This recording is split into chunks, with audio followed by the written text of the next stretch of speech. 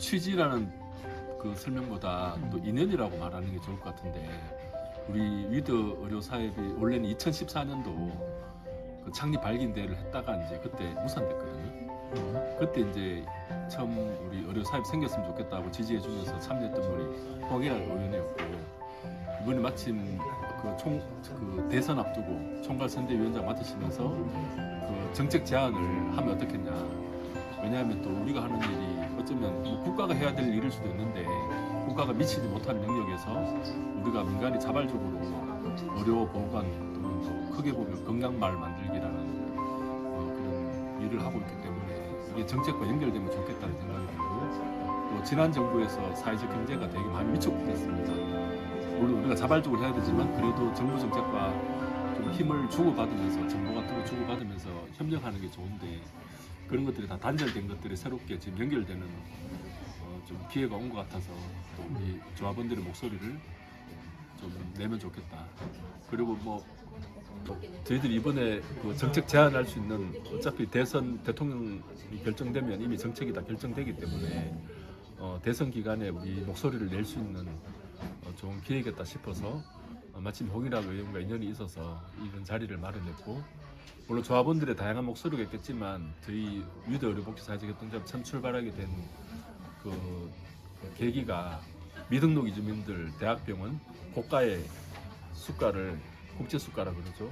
그 부분이 되게 불합리하게 지금 매겨지고 있고, 그것 때문에 치료를 포기하는 미등록 이주민들이 많아서 거기에 대한 좀 제안을 하고 싶고, 두 번째는 저희들이 장애인 주치를 하고 있는데 현장에서 우리 의료진들이 정책적으로 좀 뒷받침되었으면 하는 그런 내용도 있습니다. 그게 두 번째 정책 제안하고 싶은. 세 번째는 그 위기의 청소년이라고 하죠. 저희들이 처음 마을 활동하러 들어갔던 평균동에서 만났던 청소년들, 또 학교에 잘 적응하지 못하고 제도권 교육 밖에서 방황하는 친구들 만나면서 저희들 지금 붙잡고 있는 저희들 정책이기도 한데, 어쨌든 위기 청소년 관련해서도 좀 의견을 전달하려고 합니다.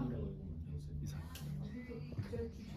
더불어민주당 진짜 대한민국 선거대책위원회 여성본부 명쾌한 조직위원회 공동위원장 김지연입니다. 뭐 앞서 이제 뭐 북구위원도 했었고요. 이렇게 또 19대 20대 때는 홍일학 의원님이랑 같이 이제 국회에 있으면서 이렇게 제가 경험한 거는 저희 의원님이 19대 때부터 해서 계속 매주 토요일마다 민원의 날을 했어요. 이렇게 지역에서 이제 그 말은 뭐냐면은 이미 경청하고 그리고 저희가 민원을 들으면 항상 피드백을 했거든요. 지금도 제가 엑셀 파일로 이렇게 정리한 거 그 자료도 이제 가지고 있어. 너무 버리는 게 아깝더라고요. 이제 그러니까 이제 그런 부분들에 대해서는 그냥 이제 믿으시면 될 것 같고요.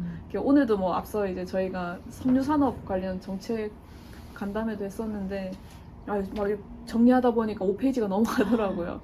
그래서 이제 그것도 이제 전달하시려고 또 전달하실 거니까 그 부분들을 이제, 그리고 제가 근데 놓친 부분들이 있는 부분에 대해서는 제가 여쭙고 좀 잘 전달하도록 할 거고요.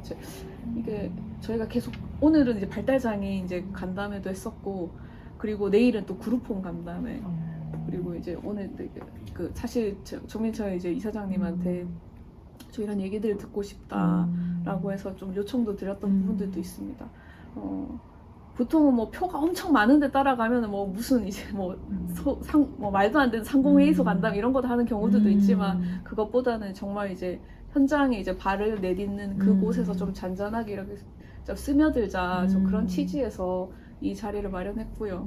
그리고 의원님은 뭐 너무 익숙하시니까 뭐 잘하실 거고, 그냥 이제 자연스럽게 그래도 저도 고민이 많고 의원님도 늘 고민을 하셨던 부분이어가지고 뭐 누가 자연스럽게 얘기해 주세요 하면은 처음은 좀 잘 안 하시더라고요. 예, 저도 너무 좋아서 이 자리가. 네, 그러면은 일단은 뭐 그 세 가지 주제로 네네, 세 가지 주제로 하나씩 해서 이제 풀어가는 게 효율적으로 네. 할 거고, 첫 번째 주제는 우리 그 미등록 이주민 건강권을 위해서 이제 우리 동행 대표이시기도 하고 우리 법인 부이사장님이시.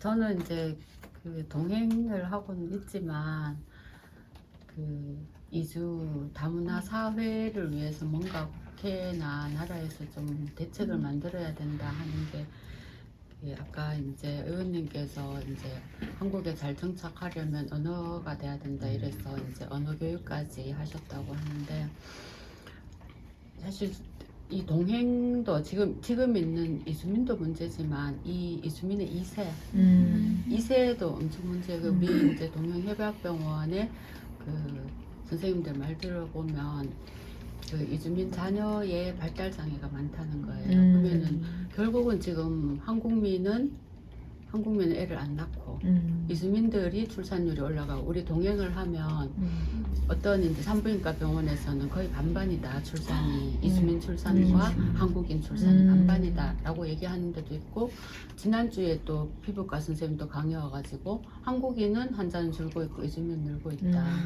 이런 얘기를 하는 거예요. 근데 이 아이들 지금 우리나라에서 태어나는 이주민의 자녀 이 아이들이 발달 장애가 되면 결국은 이거는 뭐냐 한국의 미래인 거죠.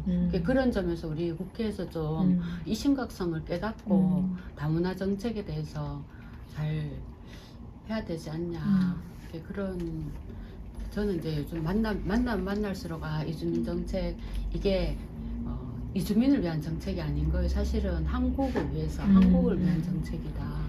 그런 점에서 교육이면 교육, 의료면 의료 뭐 이런 부분을 이렇게 좀 면밀하게 검토해야 되지 않나 이렇게 생각이 들고요. 저희 이주민 그 건강권 관련해서는 이제 여기 저희들 그 경기 얼마 전에 또 우리 같이 이제 의논하러 왔었고 부산에 있는 선생님들하고도 간담회 했는데 자료는 제가 출력해놨는데 저희들이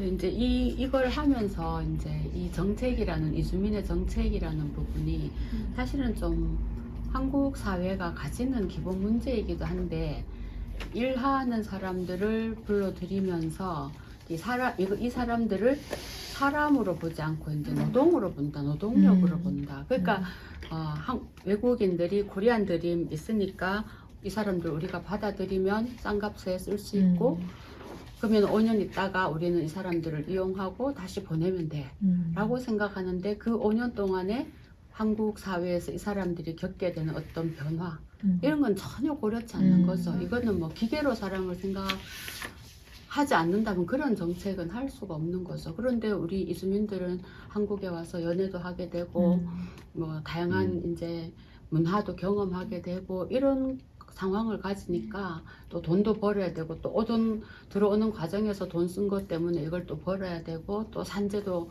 경험해서 이제 다치기도 하고 장애인이 되기도 하고 뭐 이런 과정들이 굉장히 많은 사건들이 있는데 우리가 정책이 그냥 노동력 부족해 이주민 5년 그대로 들어와 그리고 여기서 이제 말 안 통해서 일을 해 너거는 직장도 옮길 수 없어 이렇게 그래서 이 사람들이 이제 도망을 가는 거야. 나는 죽어도 못하겠어. 그래서 문제는 이제 이 사람들이 너무너무 힘들고 그렇지만 이제 호소할 데도 없고 이러니까 이제 그냥 막연히 도망을 가니까 미등록으로 빠지고 뭐 이런 상황인 거죠. 그런 점에서 이제 좀 정책을 좀 뭔가 구체적으로 좀 섬세하게 사람으로 보고 해야 될 필요가 있다.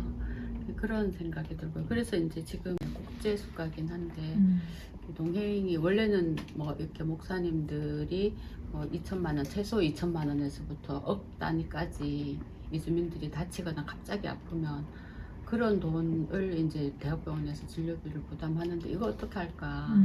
이거 정말 문제다. 그래서 뭐 공동체 각 나라별로 돈을 모으기도 하고 또 여기저기 주변에 얘기를 하다가 이제 이분들이 맡고 계시면서 저 목사님 같은 경우에도 뭐 신문에도 내서 모금도 하고 그렇게 하다가 이거 뭔가 대안이 필요하다 해서 이제 동행을 만들게 된 거거든요. 그 동행을 또 하면서 보니까 저희들도 처음에는 시작은 그렇게 했지만 이거를 방법이 없는 거예요. 그 많은 돈을 우리가 계속 모을 수도 없고 그래서 들여다보니까 국제수가라는 게 나라에서 이렇게 보험가라는 것이 이제 나라에서 딱 정해진 요 진료에 대한 의료비는 100원이야 정해놨는데 그거를 이제 우리가 보통 일반 진료비 이러면 이거를 200원도 받을 수 있고 원장이 마음대로 받을 수 있어요. 근데 국제수가 가는 거는 이거 나라에서는 이건 100원 받아야 돼 라고 정해놨는데 대학병원에서는 이제 5배를 받는 거예요. 근데 여기서 살다가 이렇게 다치거나 아프거나 이런 사람들도 다 똑같이 그렇게 적용하니까 이건 좀 너무하다.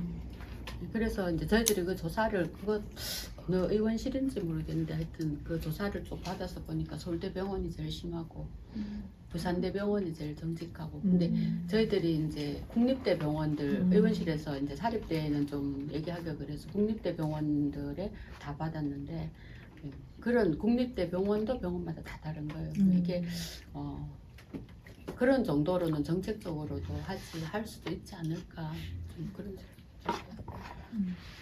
네, 이렇게 이제 이주민에 대해서 관심을 가져야 되는데 그 부산 자료에도 보면 이제 통역 강자고 이러신 이주민과 함께라는 단체들이 처음에는 이제 복지부 관할 그러니까 보건과 관할로 이제 민간 단체를 법인을 받았다가 또 보건과에서 이제 미룬 거예요. 그래서 또 지금 또 여가부로 가 있는데 저희들은 또 아예 여가부로 신청을 했더니 또 여가부에서 자기들도 잘 모르겠다 이래가지고 보건과로 가야 되는 거 아니냐 이러고 결국은 지금은 그러면은 민원소통과로 지금 접수를 어느 쪽에 해야 되는지 정책과하고 그다음 여성가족과하고 두 쪽에서 이렇게 주무관 부서를 정해가지고 민원 주겠다 했는데 이제 자기들도 접수를 이거를 받겠다. 계속 이제 서로 미루고 싶은 그런 의사를 가지고 있는데 이런 것도 이제 이주민 관련 정책을 제대로 하려면 이거를 어느 부서에서 맡아야 되느냐도 해야 되는데 저희들은 치료를 하는 건 아니잖아요. 동행은 그러니까 치료를 하는 거 아니니까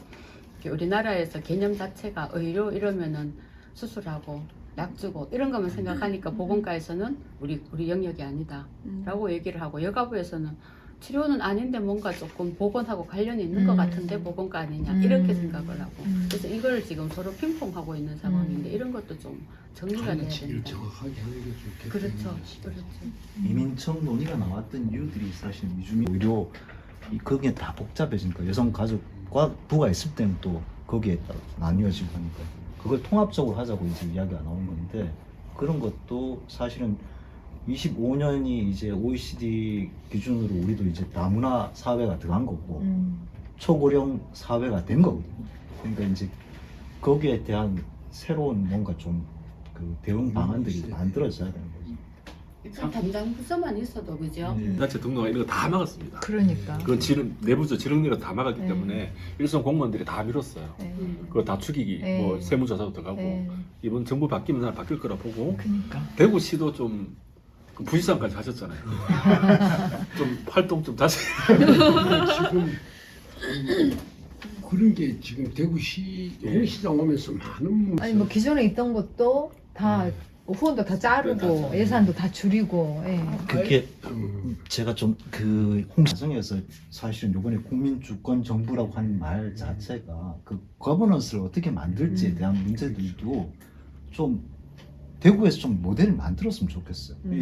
실제 입안 과정에서도 시민들 이야기를 충분히 듣고 뭐 공청회라든지 여론조사를 하든지 또 전문가들 이야기를 듣든지 해서 그게 한번 결정이 되면 그냥 밀고 가야 되는데 권영진 시장이 있을 때 제2공공의료원 문제가 사실은 그게 다 결정이 된 상태였지 않습니까?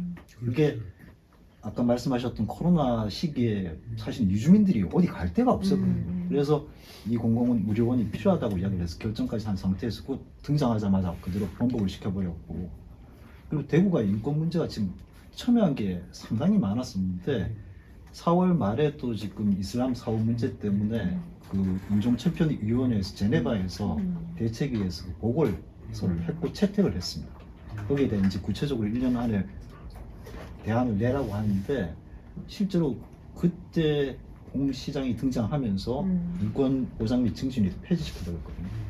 그리고 인권팀 2사람한테 그걸 다 맡겨서 하겠다고 했는데 여튼 그런 문제들이 사실은 입안을 해서 정책을 만들어 가는 과정에서 누가 등장하면 그냥 언제든지 다 바꿔버릴 수 있다. 그렇게 되지 않는 뭔가 좀 절차적 과정들이 만들어질 필요가 있다고 생각합니다. 저도 깜짝 놀라서 이번에 와서 여러 사람들을 만나 들어보니까 뭐 하나 한쪽도 예외가 없고 외부에 있는 사람들은 그래도 홍 시장이 우호적인 생각을 하는 사람이 있는데 우리 그 대구시 내부가 경북이나 뭐 이미 경험한 경남에서조차도 그게 이제 합법적인 게 아니라 비합법적인 사람들은 비자 문제 때문에 병원을 못 가니까 그래서 이렇게 보니까 그 사람들끼리 또 조합같이 만들어가지고 우리가 의료보험비 내듯이 뭐 10,000원, 20,000원 이렇게 모아가지고 그걸 또 병원비로 충당을 하더라고요.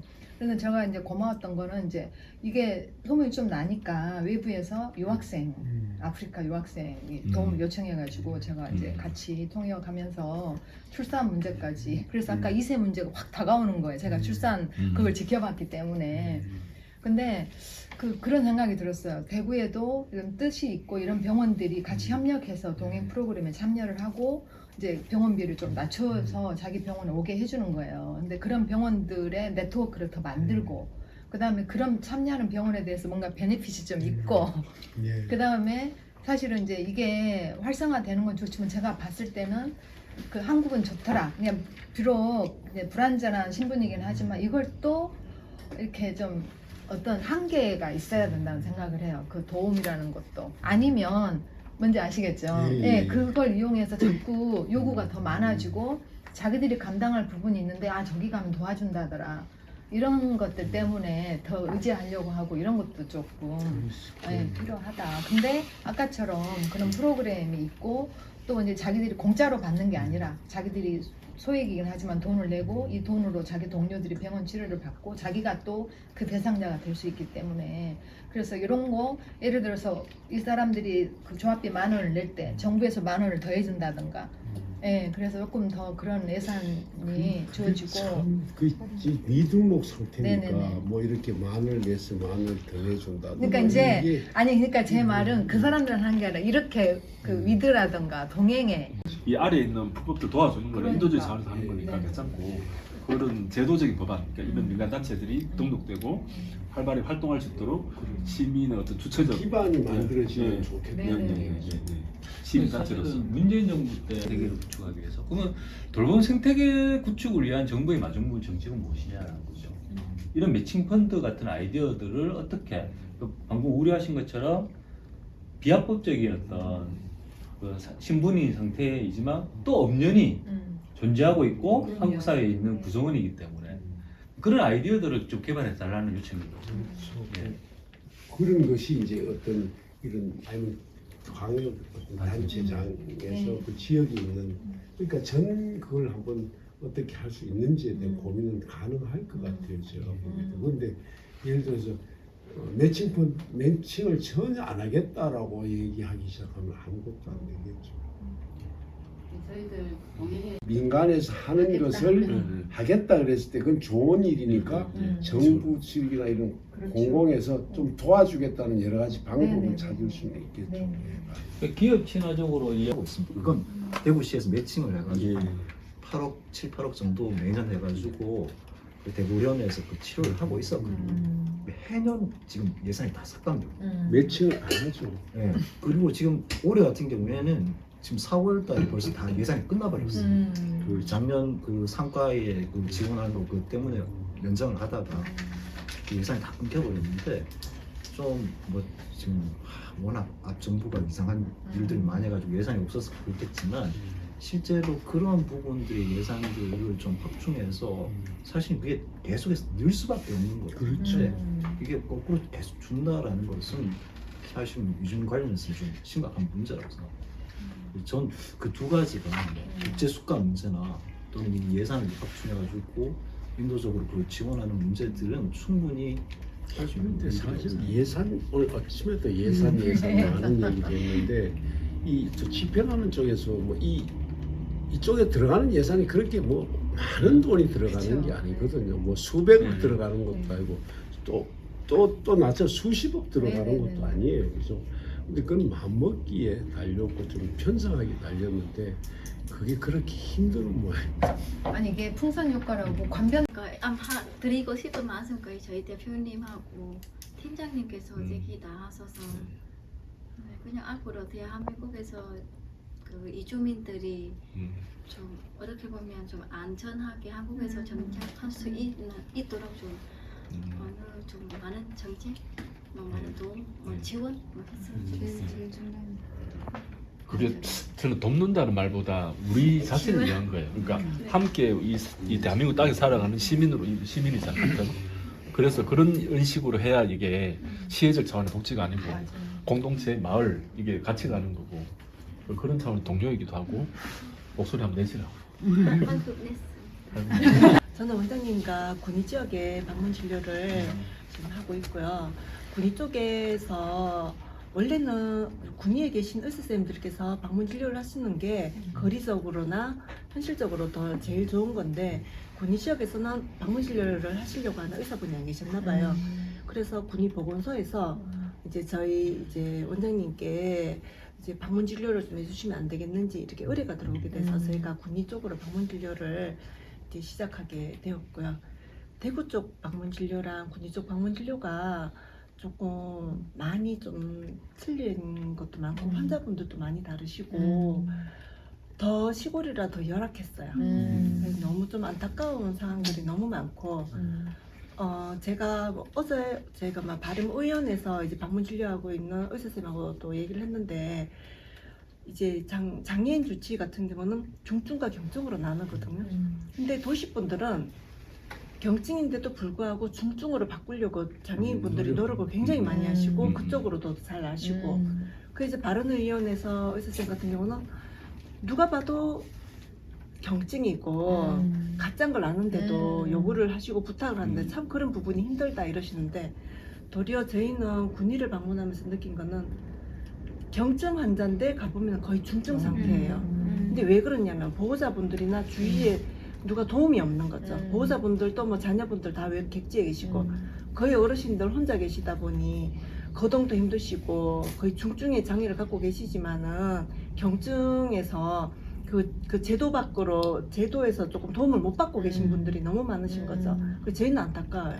왜냐하면은 중증 환자들이 뭐 장애인 등급 1등급에서 3등급이 되면은 우리가 원장님이 뭐 24회 방문이 의료진이 갈 수 있다면 경증이 1년에 4회밖에 안 돼요. 의사 간호사 이해하고 2분밖에 못 가죠, 그죠? 1년에 2번 가서 경증 환자한테 우리가 뭘 해줄까요? 6개월에 한 번 얼굴 방문해서 할 수 있는 게 없어요. 저는 이 제도가 왜 생겼는지 모르겠어요. 장애인은 장애인 그대로 중증으로 가야 됩니다. 한 달에 한 번이라도 의사를 봐야 된다고요. 근데 경증이라고 1년에 2번만 갈 수 있는 제도예요. 6개월에 한 번 쓱 가서 이 환자한테 뭘 해줄 수 있을지 이런 제도가 왜 있는지 그리고 누가 봐도 이분은 중증 환자인데 그래서 저희가 보건소하고도 또 계속 연락을 하죠. 어떻게 방법이 없겠냐. 근데 결국은 보호자분들이 환자를 모시고 가서 중증으로 등록을 받기 위한 진단서하고 이런 절차들이 있어요. 근데 보호자들이 안 하시고 아니면 거의 뭐 주위에 없으시고 혼자 계시고 이런 안타까운 사례들이 너무 많아서 지금 저희 같은 경우는 경증 환자들은 사회로 그냥 빨리 한 달에 한 번씩 가서 끝내고 원장님이 1차 의료로 저희가 지금 거의 이제 1차 의료는 의료보호 일종이라도 비용이 발생해요. 이것도 결국은 저희 대표님하고 원장님이 후원하는 걸로 해갖고 제가 들여다 볼 수밖에 없는 거예요. 그럼 이런 상황들이 발생되니까 저는 너무 좀 많이 안타까운 것도 있고 이 제도가 틀 안에 묶어놔서 진짜 환자들이 가서 의사가 얼마나 무슨 일을 해줘야 될지에 대한 고민을 좀 하셔야 되는데 그저 24회, 경증 4회 이래 묶어가지고 또 심한 환자분들은 한 달에 2번씩도 가보셔야 돼요. 욕창 환자들 일주일에 한 번씩 가야 돼요. 그럼 제도는 24회로 묶어놨어요. 이런 것들이 너무 안타깝고 거기다가 이제 저희들은 여기에서 이제 군위를 방문하면 사실 거리나 시간이 많이 걸리는데 군위에 있는 의사가 그 환자를 방문하면 추가 산정이 또 있어요. 근데 우리가 방문하면 추가 산정이 없는 거예요. 그게 이제 그 지역에 의원이 적다라는 것 때문에 그 지역 의사가 방문 진료를 하면 추가 산정을 하는데 사실 이 시골 지역에 의원을 개업한 사람이 내원 진료 하지 그걸 갈 사람이 없는 거죠. 그러니까 이제 저희들이 가게 되는데 저희들이 이 먼 거리에 뭐 기름값 들여서 시간 들여서 가는 건 전혀 산정이 안 된다는 그런 점이 있는 거죠. 조신영이라고 합니다. 저도 같은 이야기이긴 한데 일단 군위까지 가게 되는 이유가 군위에서 방문하는 의사가 없기 때문이고 그리고 장애인 주치가 홍보도 사실은 환자들한테도 덜 돼 있고요. 그래서 하는 병원도 많이 없고 군위는 이렇게 하다 보니 보건소에서 연결해줘서 도움이 필요한 분들이 많은데 다른 지역에도 분명히 많을 텐데도 활성화가 안 되는 거는 필요한 분들이 많은데도 그걸 모르고 있고 이용하는 방법도 잘 모르고 그리고 그분들을 감당하기에는 활성화가 안 돼 있기 때문에 또 그 하는 병원들에서만 감당을 할 수도 없고 그래서 요거에 대해서 조금 더 조금 적극적인 이용이 필요하고 장애인분들도 필요한데 어떻게 해야 되는지 모르니까 병원 안 가는 경우도 생길 거고 그래서 이게 조금 더 잘 이용될 수 있으면 좋을 그럼 것 지금 같아요. 최고 알게 되면 이용할 수 있는 제도 같은 게 있는데 그거를 한눈에 볼 수 있는 방법이 없으니까 있는데도 제도가 있어도 이용 못 하시는 분들도 계시고 그런 게 만약에 예를 들면 무슨 사이트 같은 거를 들어가면은 자기가 이용할 수 있는 서비스라든지 제도 같은 거를 한눈에 볼 수 있게 하면은 그분들도 잘 이용할 수 있지 않을까 생각합니다. 장애인 등급갱신. 등급갱신. 그러니까요. 그게 안 하면 이거 없어지는 거예요. 없어져요. 없어지는 거기 때문에 침대 안에서 계속 누워 있는데 그거 갱신해야 되니까 없어지면 또 자기가 갖는 다른 여러 가지 못 하니까 침대 차 불러서 아이고. 이렇게 산소통 달고 막 이렇게 병원 가가지고 또 어떻게든 갱신을 해야 되는 거예요. 그런데 그런 부분에서 저희들이 이제 방문 진료해서 이 사람이 갱신할 수 있도록 그러네. 도와줄 수 있는 게 네. 하나도 없어요. 그러네. 그게 그래서 지난번에 훨씬 이제 효율적이네. 그런 도와줄 수 있는 길이 없다 이 말이죠. 네. 병원에서만 그러니까 등급하도록 되어 병원에서만 할 수 있어요. 있는. 그러니까 방문해서 할 수 이 있는. 등급을 뭐 호흡기 환자 같으면 지금 이제 그분 돌아가셨는데 만성 폐쇄성 폐질환 뭐 이런 거는 나빠지기는 계속 나빠지지 좋아지지 않거든요. 이런 병을 가지고 2년 있다 갱신해. 이런 건 너무 부당하다는 거죠. 근데 그런 것도 다 갱신해서 다시 오라, 갱신하라 뭐 이렇게 오고 또 오늘 같은 경우에도 이제 산정특례라는 게 있는데 이제 요즘 암도 이제 종류마다 달라서 어떤 암은 예후가 좋고 이러니까 뭐 일정 기간 지나면 암이 이제 산정특례 대상이어서 이제 치료비를 5% 내면 되고 이런데 그런 암이나 이런 거 또 다른 문제인데 이 질병에 따라서 이 질병이 점점 악화만 되지 호전은 안 되는 질병을 또 이거를 그러니까. 산정특례를 갱신해라. 이게 똑같은 제도를 이렇게 희귀 질환도 어, 5년마다 갱신해요. 어. 저도 애를 데리고 그 갱신하려고 애를 데리고 서울까지 데려가요.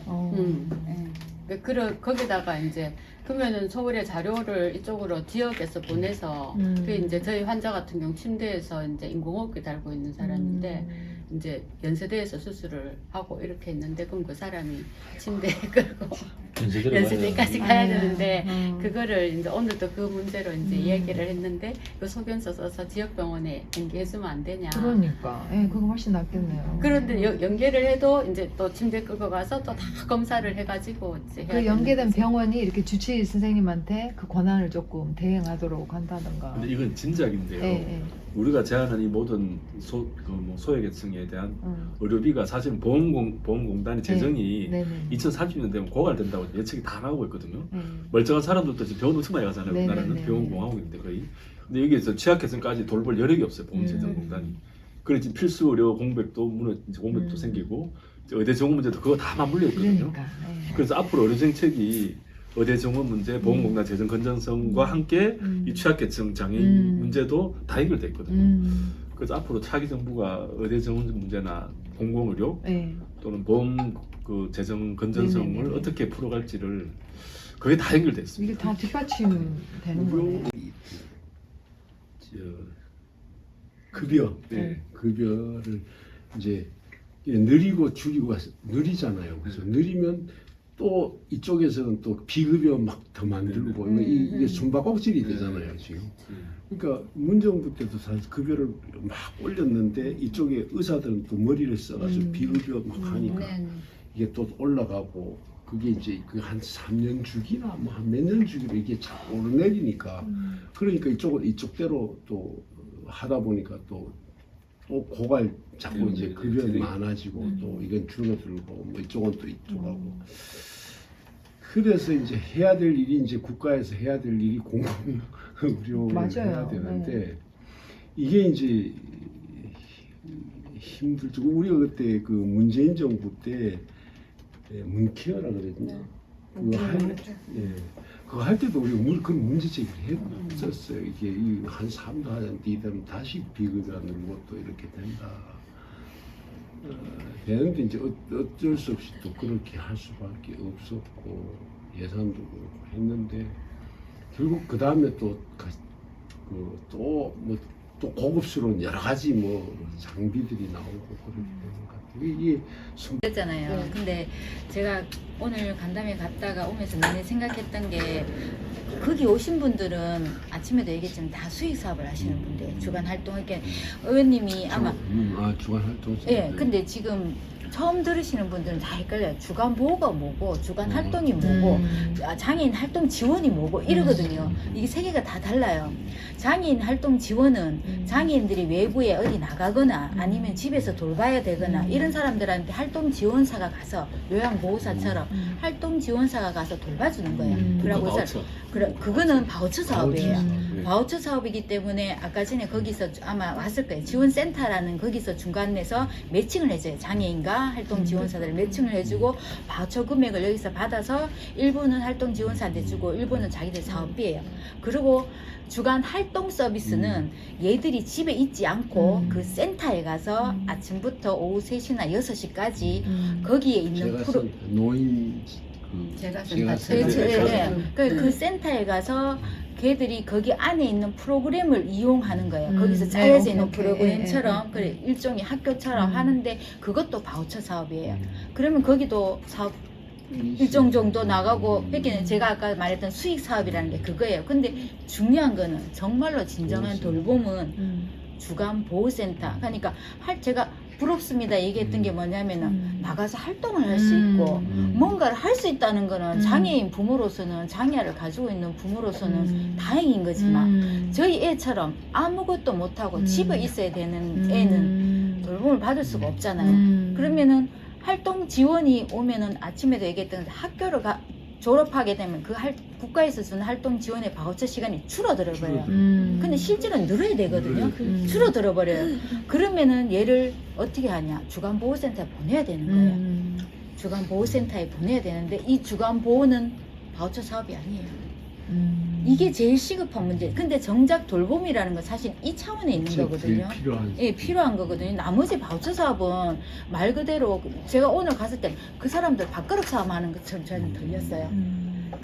예산 더덕 하는 거는 사람도 채용해가지고 돈 덜 벌겠다는 소리로밖에 저는 사실 안 머리숱 들렸거든요. 채우면 그 사람들 그렇죠. 그래서 제가 장애인들 제발 돈으로 보지 마십시오 했던 말이 사실은 그 말이었거든요. 진정한 돌봄은 움직이지 못하거나 아니면은 움직일 수 있지만 이런 활동을 할 수 없는 제약적이 있는 애들을 부모가 그리고 형제가 못 보는 그 시간 안에 안전하게 돌봐주시는 게 진정한 돌봄인데 그거는 왜 지원이 없냐는 거죠.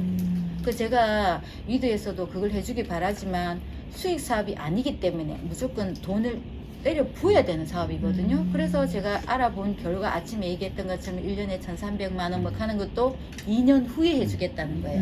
2년 동안 자체 운영을 하고. 근데 진정성을 검증하겠다. 네, 근데 중요한 거는 대구시는 그 2년 후에 지원해주는 것도 못하겠다. 예산이 없다.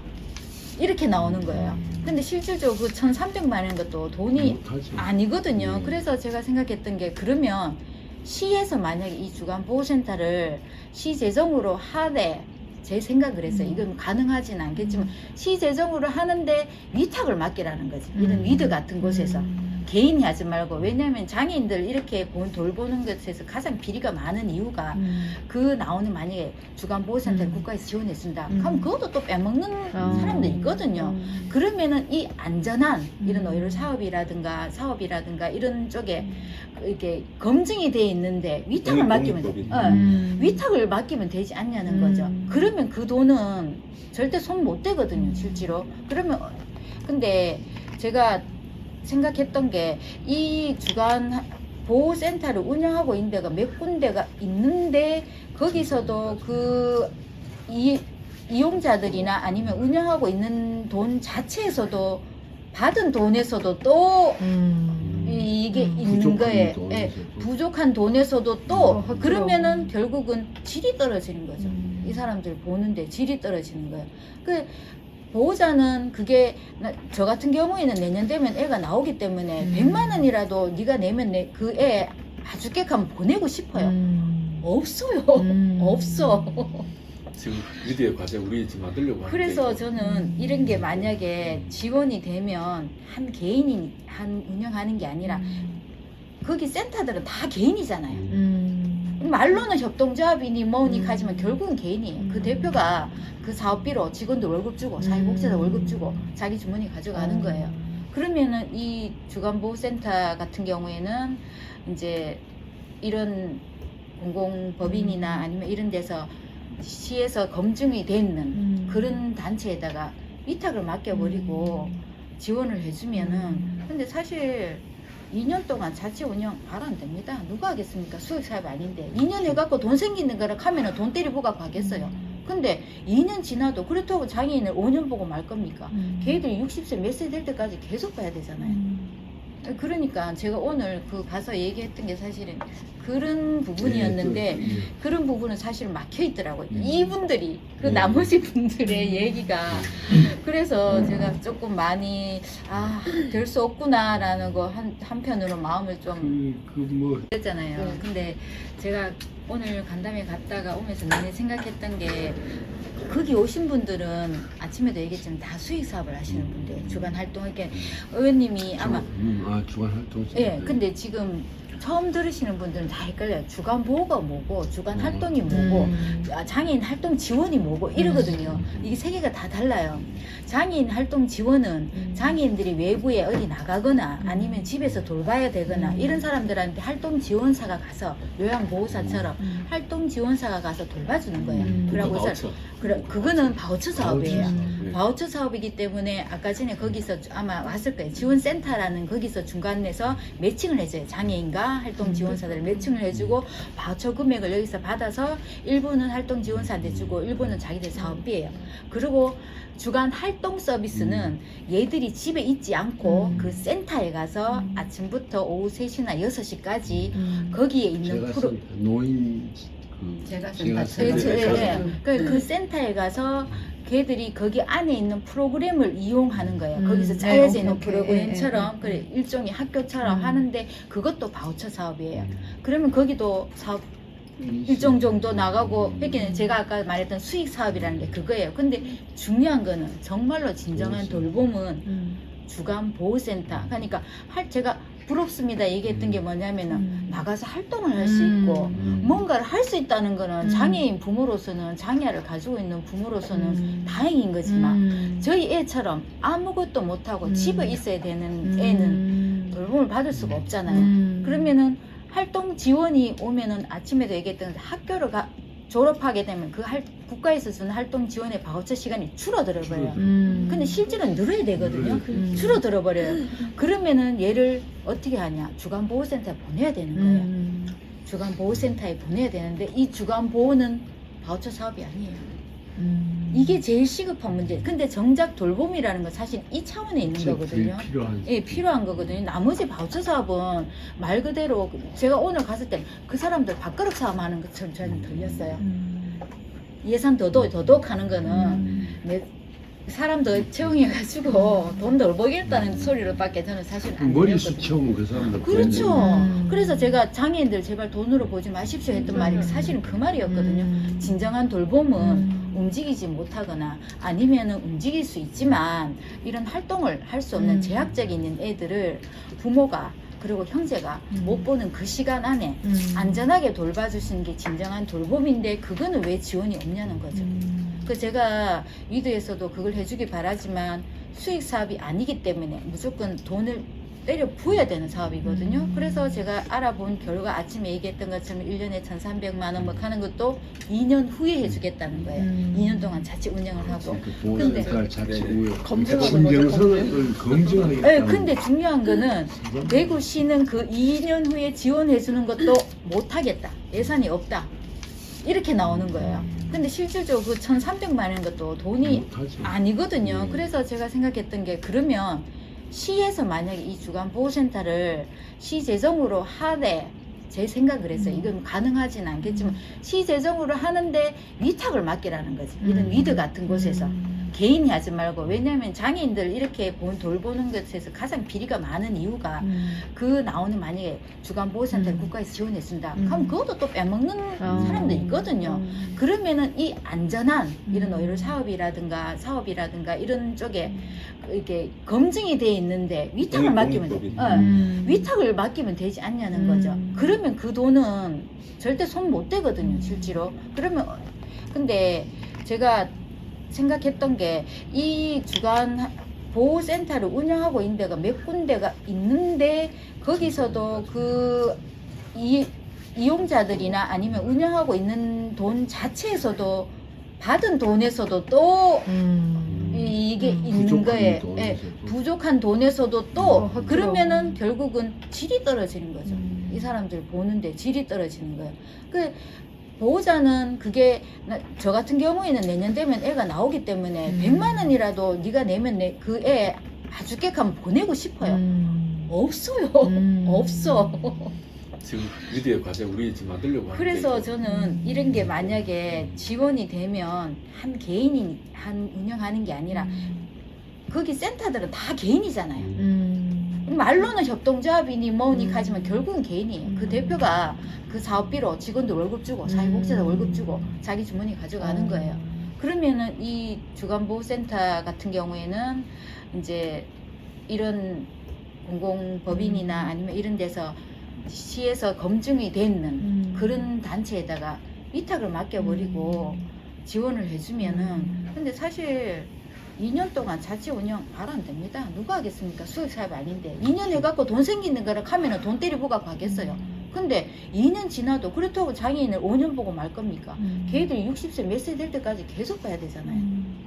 그러니까 제가 오늘 그 가서 얘기했던 게 사실은 그런 부분이었는데 그런 부분은 사실 막혀 있더라고요. 이분들이 그 나머지 분들의 얘기가 그래서 제가 조금 많이 될 수 없구나라는 거 한편으로 마음을 좀 그러니까 사회적 기업, 생각하지 마요. 사회적 기업이잖아요. 예전에는 이제 사회적 경제하는 이런 기업들에게 지원을 많이 일자리 창출 지원금 같은 거를 7, 80% 지원해주고 재작년까지만 50%를 지원해줬는데 지금 이제 다 사라지는 그러니까 지금 그 사회적이라는 말이 문제가 많다고 이런 민간형 공익을 주창한 우리 이런 사업들이 지속 가능하도록 지원이 필요한데 그런 법들이 좀 이렇게 사람이 바뀐다고 바뀌는 게 아니라 사람이 바뀌어도 계속 지속 가능한 법이 좀 설립이 필요한 것 같아요. 지금 사회적 기본법이라고 다 얘기를 했었었는데 최근에 와서 보니까 그게 그래서 오히려 눈에 안 띄려고 조심조심 혹시나 어떻게 될까 싶어서 연명하고 있는 수준으로 하신다는 느낌을 받았어요. 아직까지 생각을 안 하는 사실 우리 국내도 많이는 아니지만 협동조합이 돈 버는 데도 있거든요. 그리고 실제적으로 그렇게 노력을 하는 거예요. 제가 옛날에 그 현직에 있을 때 스페인이나 이런 데도 가가지고 몬드라곤도 가보고 다 훑어 보면서 그건 뭐 그냥 큰 그 백화점도 가지고 있어. 돈 되냐? 어떻게 당신네 돈 버냐? 그래 뭐 자기네들 나름대로 해요. 뭐 설명을 한참 하더라고요. 뭐 책방도 있고. 핵심은 사회적 금융이 있습니다. 그런 사회적 금융을 융자를 해주는 게 인민은행 자체가 그것 때문에 이제 아이디어 가지고 일었으니까 굉장히 그게 뼈대가 됐더라고요. 사회적 금융이 저희들도 돈 벌 의지가 있습니다. 우리 사회도 그런 게 분명히 저희들이 하고 있는 일이어서 또 정책 제안을 하게 되는데 뭐 결국은 교육에 대한 문제인 것 같아요.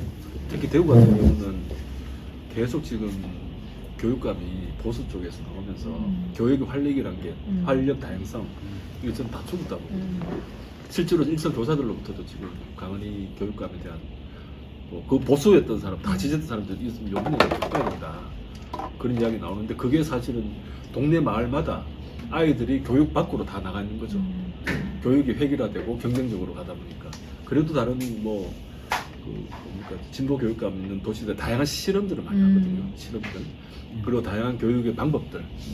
그 지금 공교육 안에 애들이 뭐 들어와 있지만 사실은 상위 몇 프로 말고는 학습의 흥미도 있고 또 우리나라가 여전히 지금 뭐 아이들 뭡니까 사회 진입하는 게 성적, 그다음 대학, 뭐 그걸로 다 평가해 버리니까 다양한 아이들의 자질이 나고 이미 서구 유럽 사회는 다양한 교육 방법들을 제공하면서 애들 각자 뭐 자기 어떤 시민의 주체로 성장하도록 교육 방법이 다양한데 대구는 더 보수적인 교육감이 계속 한 번도 바뀐 적이 없거든요. 그런 점에서 저는 우리 위기 청소년들이 걔들 재능 있는 애들 되게 많거든. 만나보면 뭐 반짝반짝한 애들 많아. 와, 얘는 장사꾼으로 크면 진짜 음식으로 뭔가 되겠다는 애도 보이고 그런 게 보이잖아요. 고등학생 되면.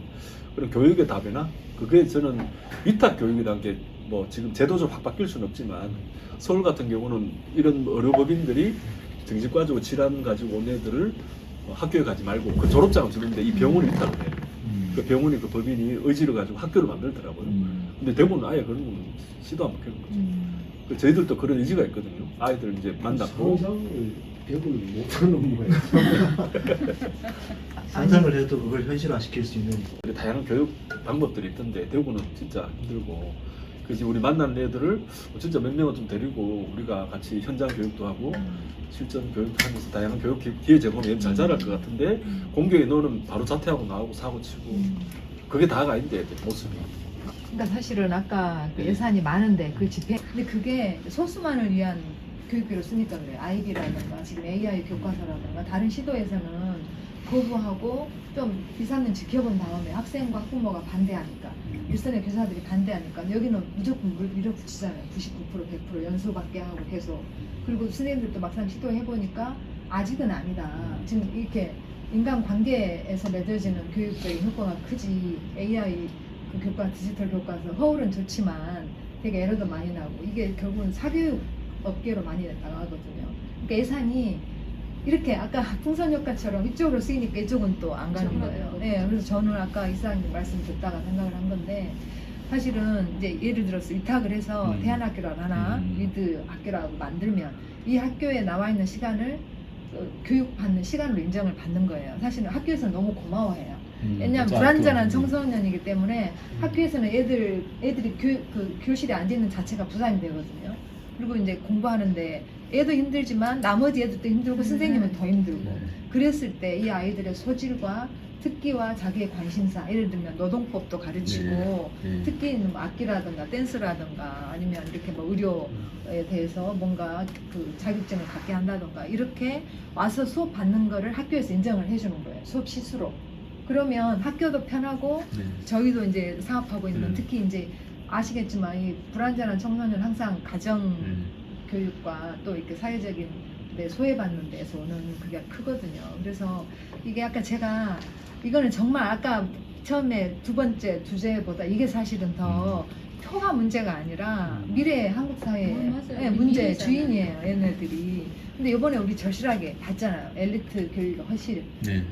그리고 이런 고급 엘리트들이 갖는 저런 위성과 아집 그리고 허세들 그래서 정말 소중한 노동자로 자라나야 될 아이들이 이렇게 뭔가 우선 이제 내년에 선거나 이런 걸 통해서 좀 바뀌고 민주당이 바뀌면 대통령 바뀌면 뭔가 교육계에도 진보 교육감이 탄생을 하고 그래서 아까 말씀드렸다시피 그냥 노는 시간이 아니라 이런 대안학교라든가 위탁교육이라든가 이런 시간을 서로 인정을 받고 요즘에는 애들 자퇴하기 전에 시간을 주거든요. 집에서.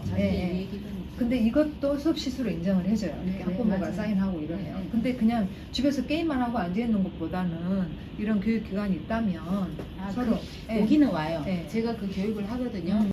생활지원센터 그 지원하는 곳인데 이제 국장님께서 하신 말씀인데 이게 저희가 이제 장애 등록이 한 12,000명에서 13,000명 정도 등록이 돼 있는데 그중 혜택을 받는 사람은 한 10%도 채 안 되는 거예요. 근데 최근 10년 동안 해서 6%가 올라서 그런 거예요. 그 말은 뭐냐면 이제 우리가 이제 돌봄의 소외가 없는 사각지대 없는 곳을 만들려면은 100년이 걸린다. 100년이 걸린다. 네, 그만큼 이제 사실 뭐 이건 정부의 책임이기도 하죠. 이제 그렇게 어려운 공간인 것 같고 또 우리 일반 뭐 저 같은 경우도 그만큼이나 열악할지 몰랐거든요. 이제 나름 이제 뭐 정책 협약식도 하고 많이 했었지만 이제 그런 이제 구석들이 있었고 사실 오늘 뭐 얘기 들으면서도 이제 뭐 장애인 주치 부분도 이제 결국에는 그 지역에 있는 의사가 하지 않아서 이제 우리 중부에 있는 의료원까지 왔다라는 것도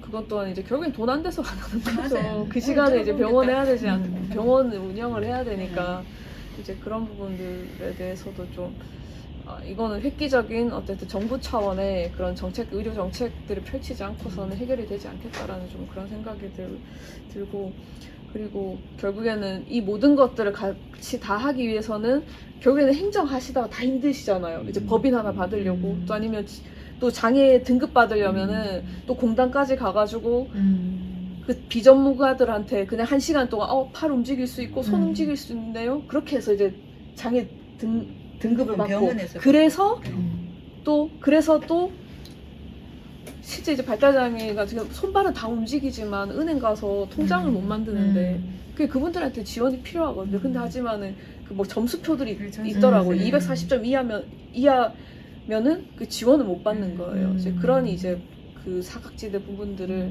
이게 좀 잘 해결할 수 있기 위해서는 결국에는 우리가 저출산 고령 이제 그 특별위원회를 하시면서 그때 했던 얘기가 있는데 이제 컨트롤 타워를 만들어야 된다. 저출산하고 고령 사회 이제 초고령이죠.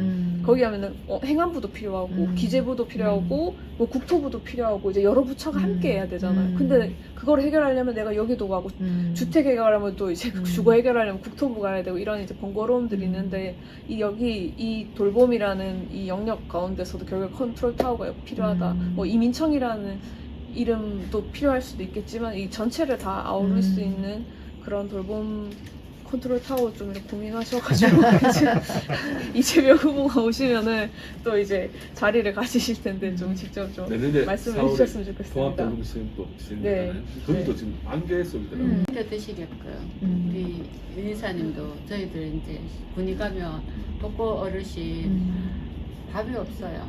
진짜 나물국 이게 요양 활동 지원사가 밥하고 나물국 2개 딱 놔두고 이제 챙겨놓고 가면 그것만 먹고 있어야 되는 거예요.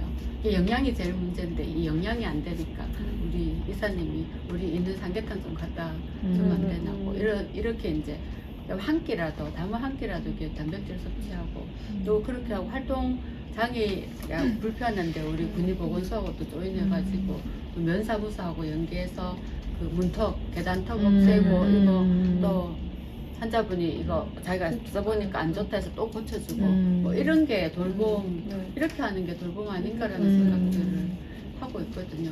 저희가 그 시각 장애인이 무릎 관절염까지 있는데 세면대도 없어요.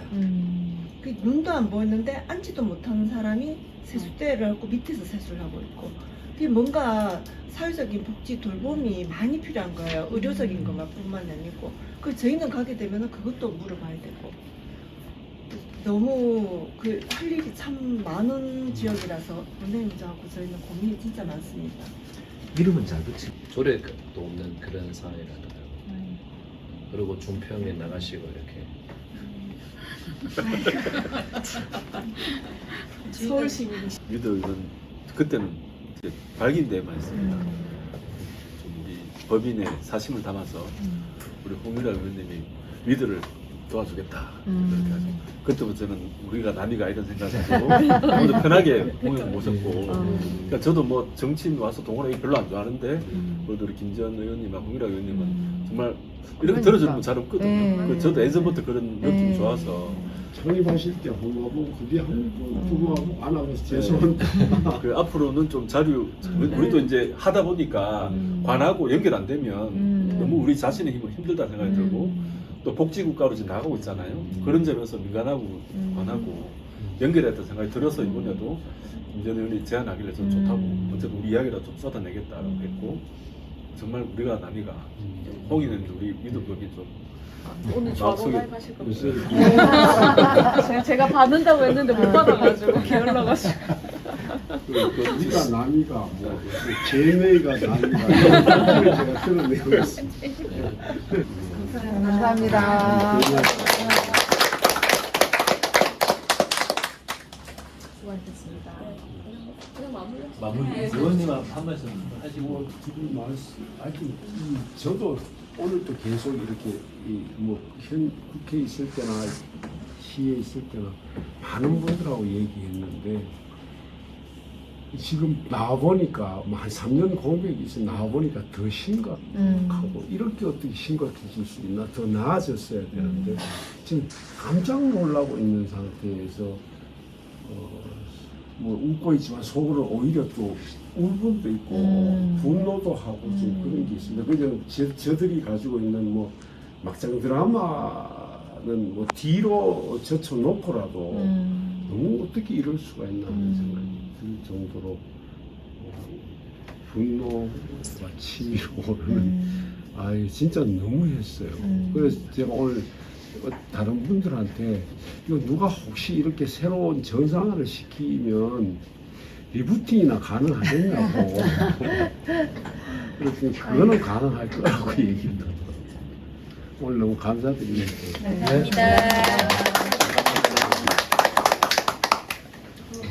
저희 저기 앞에서 사진 한 장 사진 찍으면 안 한 돼요? 장 좋아하고 저희 너무 멋지게 만들었어요. 원래 저 앞에서 하는 게 분위기가